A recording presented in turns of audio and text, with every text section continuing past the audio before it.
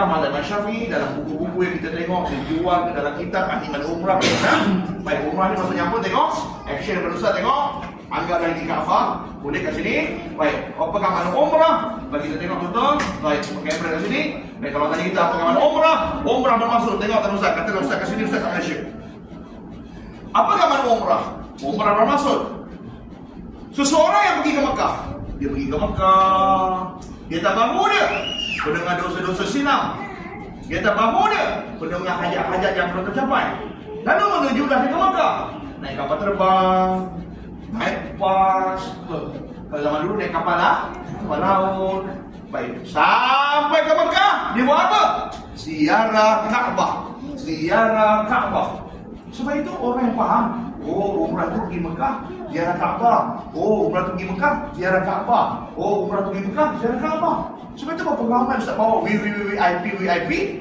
Dia kata Ustaz, ini umrah kami kali keempat, kali kelima. Selama ni tak ada siapa bimbing kami macam ni. Selama ni kami hotel mahal Ustaz. Kami duduk kat bilik, semayang kat bilik. Ustaz tu kata sekarang berjemaah je dapat pahala ganda.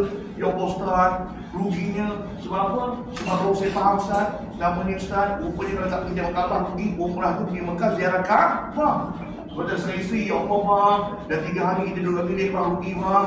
Yang Ustaz Rahman cakap apa dah tak backup. Umrah tu pergi Mekah, ziarah Kaabah. Katanya kita selalu duduk depan Kaabah. Sebab itu setan nak kacau dia macam mana. Alah kau bayar mahal dulu bilik dalam kan jemaah pun dapat pahala. Yang penting di umrah je nanti.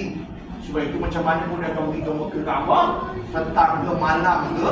Sebab tu kalau dia Isa ada package yang murah RM49, ada bas charter macam mana pun dia naik bas tu, dia tetap nak pergi ke depan Kaabah. Sebab dia faham umrah tu pergi Mekah, ziarah ataupun tengok Kaabah. Baik. Sampai depan Kaabah. Boleh langkah. Sampai depan Kaabah, dia pun bayar waham. Ustaz, nanti saya sampai Mekah, saya akan bawa anak saya, keluarga saya pergi depan Kaabah, umrah pergi Mekah, ziarah Kaabah.